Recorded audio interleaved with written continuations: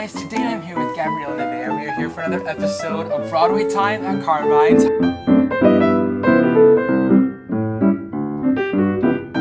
How are you today? I'm great, thanks for having me. Thank you for being here. Right now you are currently starring in the most awarded show this season, the most awarded play this season, Stranger Things, The First Shadow. What has it been like making your Broadway debut in Stranger Things? I mean, it's crazy. I had the opportunity to attend the Tonys, so I was sitting there watching our team win. It was surreal to be like, oh my gosh, I know you guys! Yeah. But it's been a dream come true to be a part of the world that I grew up watching. I was a huge Stranger Things fan. I was at every fan experience. I went to like an early screening of season 3 where David Harbour spoke, so like I was deep in the fandom. So to be a part of Stranger Things in the universe, it's truly a dream come true. Absolutely. Now, what is it like doing theater? Because it's very different from like your television work that you've done before. Yeah. What is it like being on stage? It's night and day different. I like to say that acting is acting, so the fundamentals are still there, but it's much more taxing. You know, we're running around, we're fighting each other, we're screaming, and you know, we do that 8 times a week. So learning how to take care of your body, take care of your mind, all that good stuff has been a process, but you know, I'm grateful for it. It's definitely taught me things that TV and film could not. I think that both mediums work hand in hand. You learn something different from both, but Broadway has definitely kicked my booty and taught me some really valuable lessons as an artist. While in rehearsals, what was like the most challenging or eye-opening thing for you? Because like you said, it's like 2 very different things. Yeah. And from going from all your different experiences, it had to be challenging, I could imagine. Learning how to walk on our turntable was crazy. So we have a moving floor. Yeah. We have the standard like stage part that doesn't move, and then we have kind of like an onion, if you imagine the rings of an onion, and each ring moves a different direction. So learning how to walk on that and making it look seamless was definitely mind-breaking. I fell like the first time I stepped on the revolve because I was like, whoa, what is this thing? It's like walking on a treadmill, but you know, I'm an old pro now. Yeah, totally. What I think is so special about this show, and it's unlike anything else I've seen on Broadway before, is that like the special effects. They are unlike anything I've seen before. They won a special Tony Award. What was it like for you learning these special effects and being a part of the magic of Stranger Things? It was crazy because for a long time we were in the rehearsal room with nothing.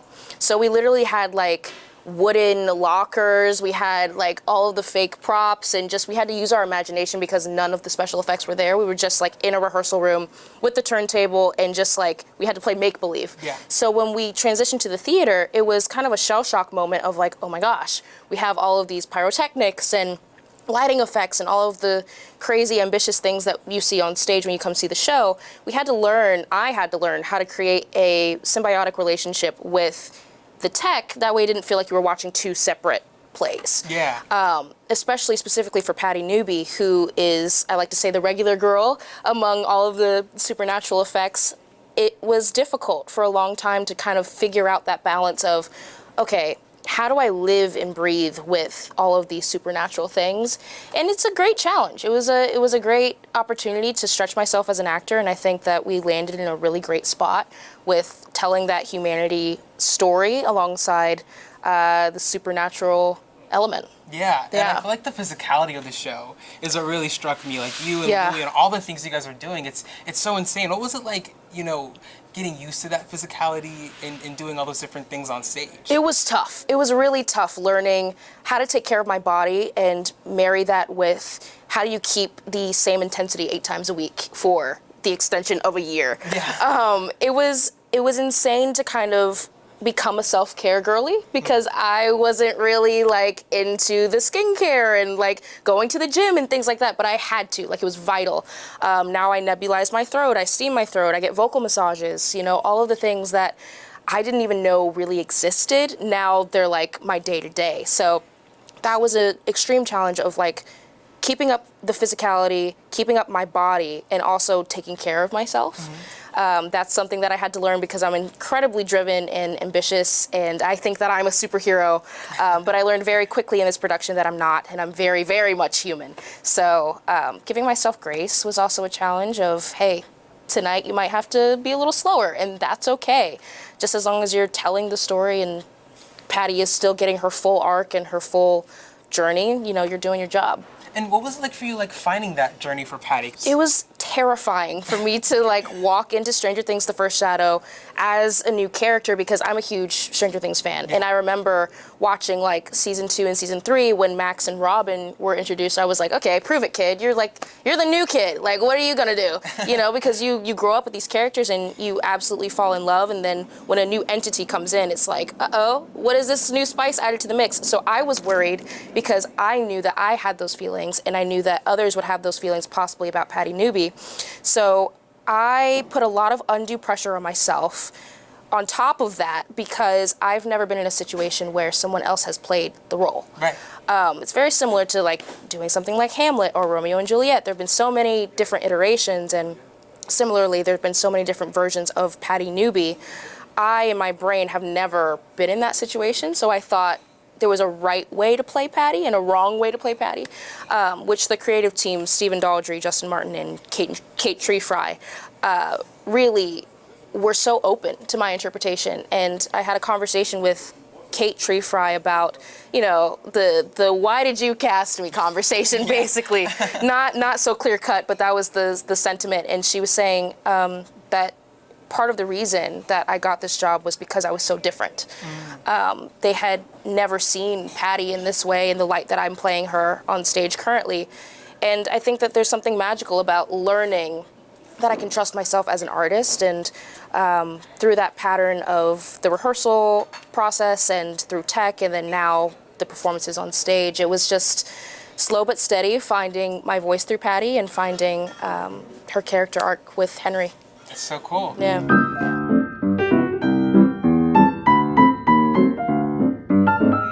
Yeah, we saw the show again. I saw it a few days before opening, but during that time we were seeing stuff like every night. And so when I found we were going to do this interview, I was like, okay, I have to go back. Yeah. I was mind blown. Like, it was my favorite show of the year by far. Oh my gosh, you're so sweet. It's just like so cool what you guys are doing on the stage, and the story's really great, but like when you add the special effects on top of that, it's insane. Oh, that's very kind. I mean, it's hard for me because it's my Broadway debut, so I don't know anything different. Yeah. And people are telling me, like, it's not normal, this is not normal what you're doing. It's not normal. Yeah. Like, every other show on the block it's not even close to what you guys are doing. Yeah. So it's pretty cool how almost all of you are making, or a big majority of you are making your Broadway debuts. Yeah, like 20 of us. First experience. It's crazy. On Broadway, you're doing it at the top level, you know? I think it's great because I kind of started with, in my mind, one of the hardest shows. Yeah. So now it's like, okay, I can breathe after this because I kind of did the hardest one in my brain. Yeah, absolutely. Well, let's dig in. Yeah, let's do it.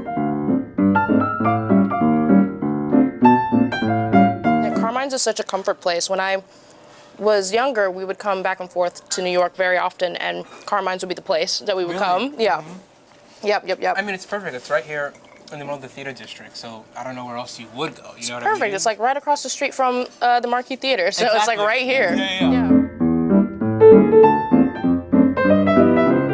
I know you were a fan of the show. Mm-hmm. What was it like for you when you got this audition, and then you went into rehearsals and truly immersed yourself into Stranger Things? Oh, so I'll take you all the way back.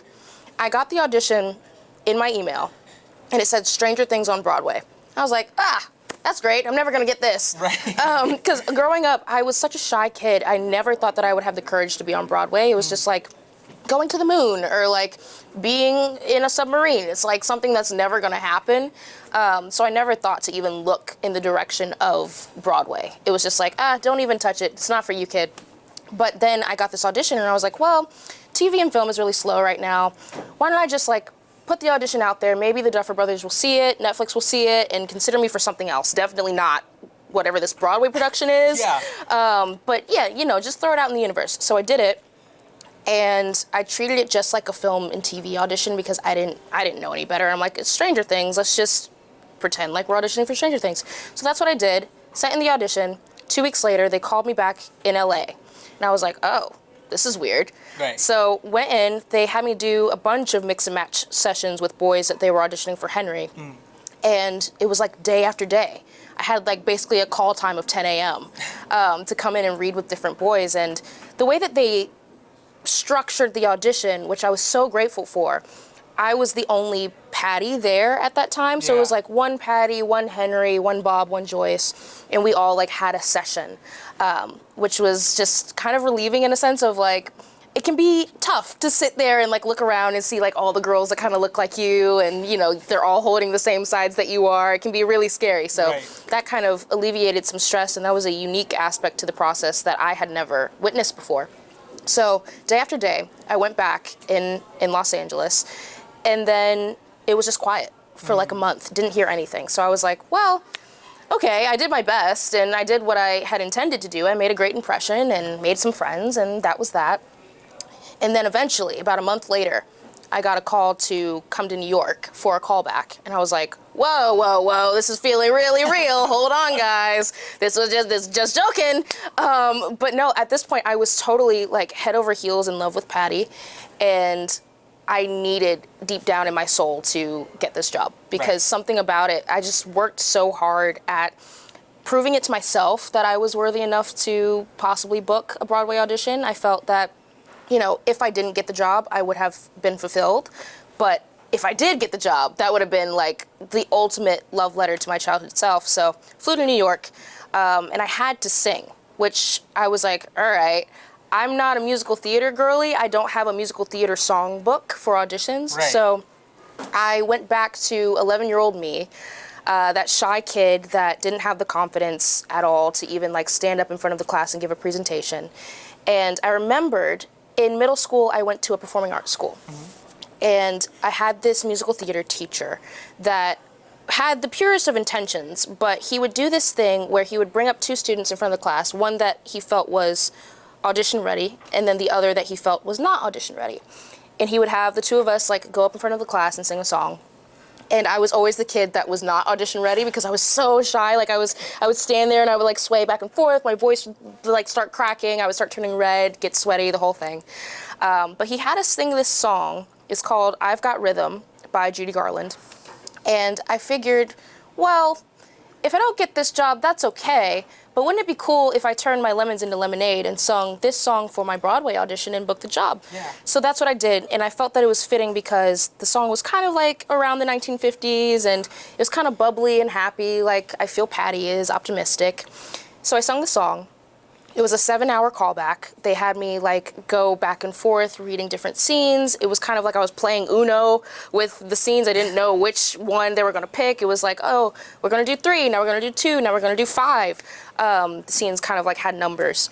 So did the 7-hour callback, sung that song, and I ended up getting a job. So that is kind of the story of how I landed Patty Newby. And then from then on, it was like 6-7 months of like keeping the secret, packing up my stuff in LA. We moved here, and then it was time to get down to business. I mean, the script was changing daily. The script that I auditioned with is definitely not the one that we're performing on stage now. And that was difficult. That was really difficult because every day, fundamental things about Patty was changing. And those things, as an actor, like interactions with her dad and fundamental things about how she felt about Henry were like night and day different. There was a version of the script that was particularly interesting to me, where Patty, you couldn't tell if she was lying or not. Oh, okay. And that was so different in my brain of like, I've never played a character that lies. And she was just really cheeky and charming, and that still kind of carries over to this version, but I'm really happy with where we landed with, she really does love him, and she's not using him for the purpose of trying to find her mom, but that was definitely an option. And then the next day that didn't exist either. So trying to land what Patty was going to be and what her story with Henry was going to be was a process, and it started way back, even in the audition process of like things were changing in the script then, and then now it was like a daily change that we finally landed and we can all breathe, and you know, we get to tell the same story each night. Yeah, you guys landed on such a like magnificent version, but that's quite the like audition journey for you. Yeah, it's a lot. Like, it's all a the way lot. back in LA, all the different callbacks to now be here in New York. Well, this is staring at us, so let's dig back. Yeah. Oh yeah. The other night, it was funny because the audience really does shape the performance. Right. Like if they're silent, we had a silent crowd the other day. No. And like they were so into it. Like you looked out into the audience and they were like on the edge of their seats, but it's like girl, it's okay to clap. It's all right. We are feeding off of you. Give us something. Yeah, totally. But we finished that show the fastest that we've ever done it, just because like we weren't holding for laughs or like anything. Like it was just like the straight story. And then the night before, we had like our opening night audience. Like they were vibrant, they were loud, they were clapping at everything. People were screaming. That's my favorite, when people scream. Yeah. But it just shapes the show in such a particular way. And I think it's beautiful how each night, it is technically the same story, but it does morph and it changes with that living, breathing element of the people watching. Yeah. Absolutely. Yeah. What has been like the best, because I love stage mishap stories, and I can only imagine what's gone down in this show. Yeah. What's the best story for you, or like the funniest moment where something did not go right? You know, Patty is on stage a lot of the time. Yeah. So there's a lot of opportunity for, I'm like a walking target for something to go wrong. But you know, there are so many stories, and unfortunately, Patty is a walking spoiler. So a lot of the things that have gone wrong do have to do with like a big technical element in the show or a story point. But I will say, it was very early on. I think it was probably previews. In my mind, it's previews. In Act 2, there is a moment where Patty and Henry have a really emotional moment, and Patty's basically begging him to see the light. Right. And it's a really heavy moment. It's a high intensity moment. And so I am ramping up. I'm getting ready for my monologue, and you know, everyone's high stakes, really emotional. And just as I'm about to start my monologue, I hear boom, chicka, boom, chicka, boom, like music. Yeah. And I'm like, what is that? Right. And so I continue because, you know, you don't stop for anything unless someone's like hurt. So didn't stop. But as I go through the monologue, the music gets louder. Boom, boom. I'm like, what is that? Yeah. So I look up and the ceiling is shaking. The ceiling is bouncing. I'm like, oh my, what's going on? Henry, stop it. Like, whatever you're doing, girl. Like, no. It's a little too real. And the audience starts to laugh because they can hear the music. And I'm like, so like, amped up. I'm like yelling at him. It's the whole thing. And Henry's crying at this point. It's like a really climactic part, and we've got like this weird, random like dance music.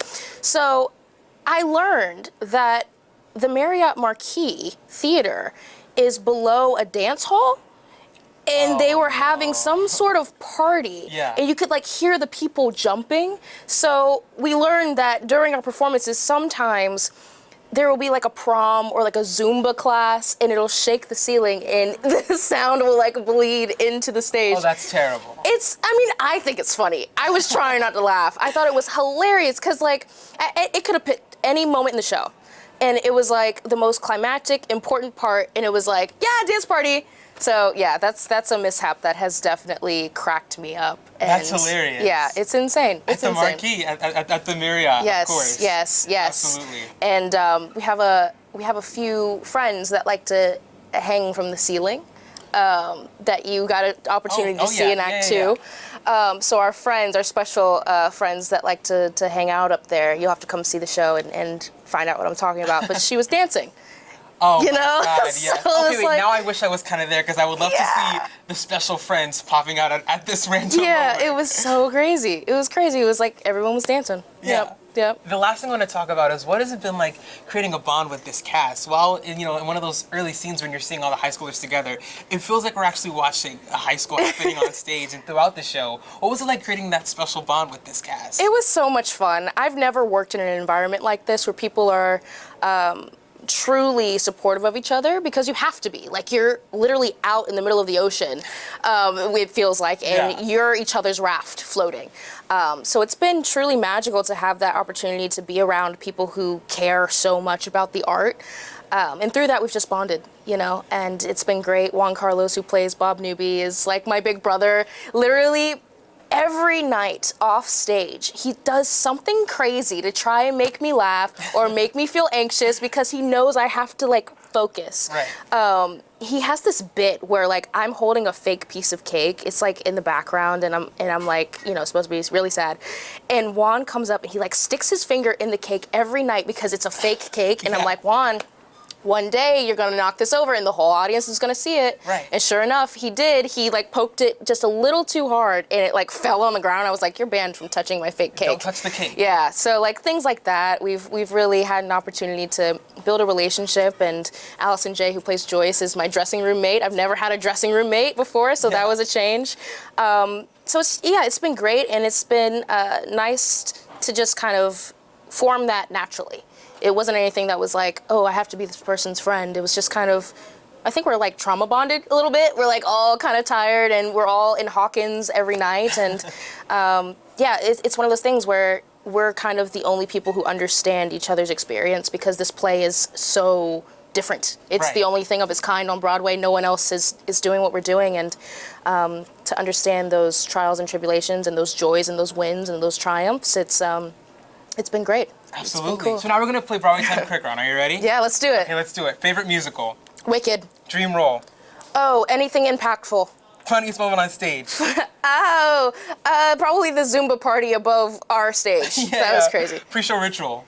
Oh, goodness. I like to warm up in the shower for 15 minutes. Goodness, I'm nervous. It's quick. Warm up for 15 minutes in the shower, physical warm up outside of the shower. Then I nebulize, go to the theater. I do this warm-up where I blow bubbles in a cup. Yeah. And then I'm usually praying and listening to worship music, and then it's time to go out. Oh, that's awesome. I love that. Yeah. Favorite scene in the show to perform?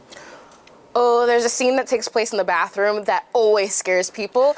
I love it because it starts normal, and then it progressively gets scarier and scarier, and you can hear the audience, like, they'll start laughing at the beginning, and then by the end of it, they're either, like, screaming or crying, and I'm like, sorry. It was fun for me, though. Absolutely. So, yeah. Biggest inspiration? Biggest inspiration? I would say my future self. Oh, I love that. Let's be narcissistic. Yeah. Dream Broadway co-star? I have to pick one. Let's do Audra McDonald and Jordan Fisher. Oh yeah, absolutely. Favorite place to relax in New York? My apartment. And lastly, best piece of advice you've ever received? Take care of yourself. You did it. Yeah, oh my gosh. We've had some quick rounds where they're sitting here for 10 minutes just like going That's through the most stressful thing I've ever done in my life. We made it through. Oh, goodness. Thank you. You got the stress out before I had to go perform tonight. I appreciate that. Absolutely. I feel totally relaxed now. Yes, well, thank you so much, Gabrielle, for joining us at Carmine's. You guys can go see her just down the block over at the Marquee Theater in Stranger Things: The First Shadow. Thank you. Awesome. Thank you.